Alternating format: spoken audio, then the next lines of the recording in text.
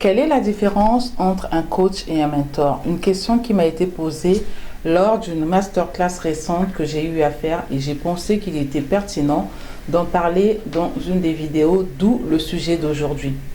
Dans le monde du développement personnel et professionnel, les termes coach et mentor sont souvent utilisés de manière interchangeable. Pourtant, ces deux rôles distincts offrent des formes d'accompagnement très différentes, chacune avec ses propres objectifs, méthodes et dynamiques relationnelles. Comprendre la différence entre un coach et un mentor est essentiel pour choisir l'accompagnement le plus adapté à ses besoins. Et dans cette analyse, je vais explorer avec vous les particularités de chacun de ces rôles afin de mieux saisir comment ils peuvent contribuer à notre croissance personnelle et professionnelle.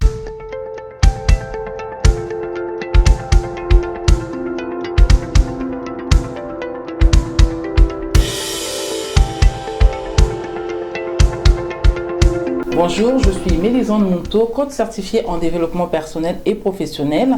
Je suis entrepreneur, formatrice et chef d'entreprise. Alors sur cette chaîne, je parle de croissance professionnelle, de transformation de votre mindset, ce qui, je l'espère, vous permettra de vous découvrir, de changer vos croyances ou vos paradigmes et enfin de réussir dans toutes vos entreprises, comme j'ai souvent l'habitude de dire, tant sociales que professionnelles. Alors, la différence entre un coach et un mentor, une question cruciale que je tenterai de répondre aujourd'hui.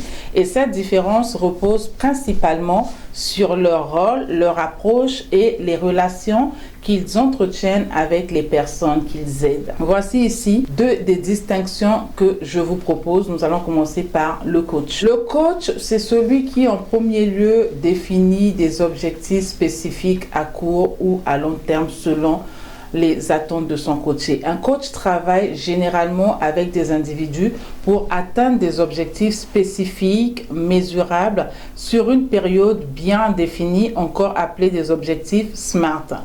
Ce qui veut simplement dire spécifique, mesurable, atteignable, réalisable dans le temps. Vous avez certainement souvent entendu parler des objectifs SMART et cela peut inclure des objectifs professionnels, personnels ou simplement de développement des compétences. Le coaching implique souvent un processus structuré avec des sessions régulières, des plans d'action et des suivis. Le coach utilise des techniques et des outils spécifiques pour aider son client ou le coaché à atteindre ses objectifs et cela se fait à court terme parce que tout est défini dans le coaching. La relation également entre un coach et son client ou le coaché est principalement professionnelle. Le coach ne partage généralement pas son propre parcours ou ses expériences personnelles, mais se concentre sur l'aide au développement de son coaché ou de son client. Notez également que les coachs sont souvent certifiés et formés dans des méthodes spécifiques de coaching. Ils utilisent des techniques basées sur des recherches et des pratiques éprouvées. Parlons maintenant de mentor. Comment est-ce que travaille le mentor? Un mentor, lui, se concentre sur le développement à long terme de la personne qu'il mentore. Souvent sont des objectifs strictement définis. Donc le mentor ne planifie pas, ce n'est pas structuré. Pourquoi? Parce que c'est à long terme. Alors aussi, veuillez noter que la relation mentorale est plus souvent globale et peut durer plusieurs années.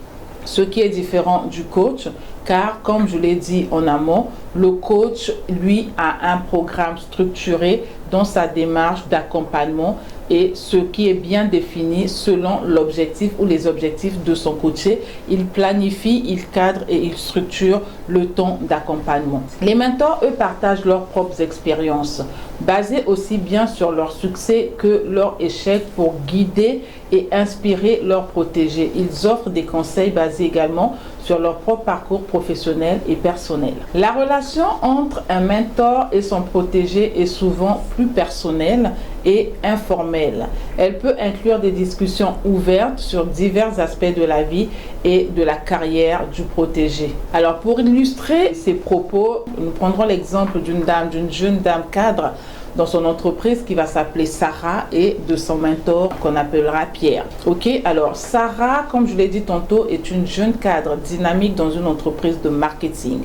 Et elle est mentorée par Pierre, un cadre supérieur expérimenté qui travaille avec elle dans la même entreprise. Leur interaction ne se limite pas uniquement aux discussions techniques ou aux conseils professionnels. Leur relation a pris une dimension plus personnelle et informelle au fil du temps. Donc un jour, Sarah traverse une période de doute personnel en raison d'un échec dans un projet important. Au lieu de se concentrer uniquement sur l'analyse de l'échec du projet, Pierre décide d'aborder la situation d'une manière plus informelle.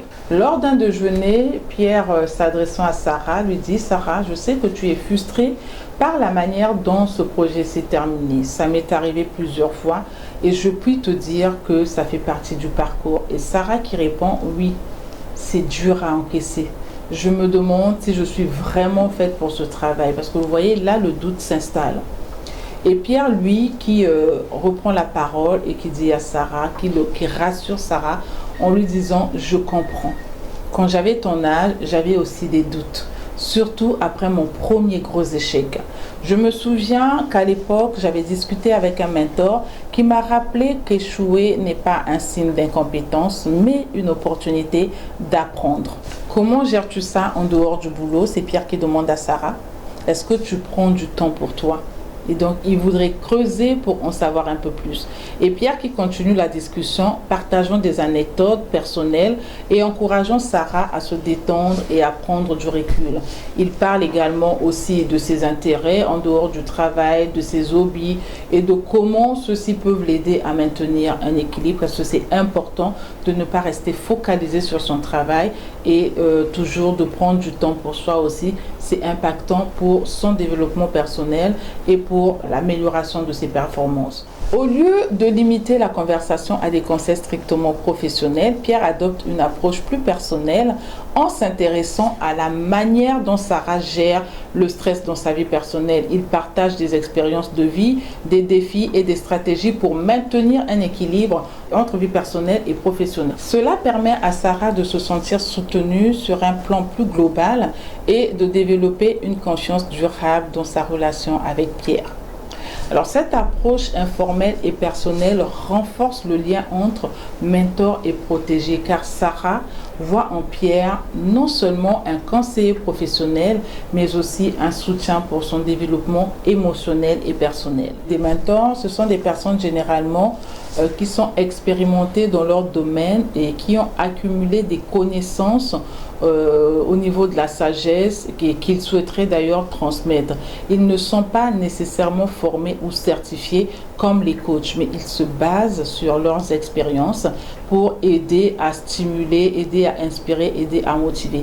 Et donc, en résumé, un coach aide à atteindre des objectifs spécifiques à court terme grâce à un processus structuré et professionnel, tandis qu'un mentor offre des conseils et un soutien à long terme basé sur son expérience personnelle et sa relation plus informelle avec le protégé. Les deux rôles sont précieux, mais ils répondent à des besoins différents en termes de développement personnel et professionnel. Alors, ensemble, bien que les coachs et les mentors jouent tous deux des rôles cruciaux dans le développement personnel et professionnel, leur approche reste différente et significative. Je vais le répéter car il est très important que vous le notez. Les coachs se concentrent sur des objectifs spécifiques à court terme avec un processus structuré, tandis que les mentors, eux, offrent un soutien à long terme basé sur leurs expériences personnelles et une relation plus informelle. Alors, reconnaître ces distinctions permet de choisir le type d'accompagnement qui vous correspond le mieux et qui correspond le mieux à vos objectifs et à vos aspirations. Que l'on opte pour un coach ou un mentor, l'important est de trouver le bon guide pour vous accompagner sur le chemin de votre épanouissement. Alors j'espère que ces distinctions te permettront de choisir le guide le plus adapté pour t'accompagner sur le chemin de ton développement. Tu veux continuer à grandir, transformer ton mindset, oser briller et vivre la vie de tes rêves, tu y es au bon endroit car cette chaîne t'y conduira. Rejoins-nous simplement en cliquant sur l'icône s'abonner, active la cloche de notification pour être notifié toutes les fois que je posterai un contenu et bien sûr dis-moi dans les commentaires si cette vidéo t'a aidé et quel choix vas-tu faire pour travailler sur ton épanouissement personnel et professionnel. Je suis Mélisande Mounto, ensemble je nous invite à oser briller et à explorer conjointement la métanoïa. Je te dis porte-toi bien et à très vite.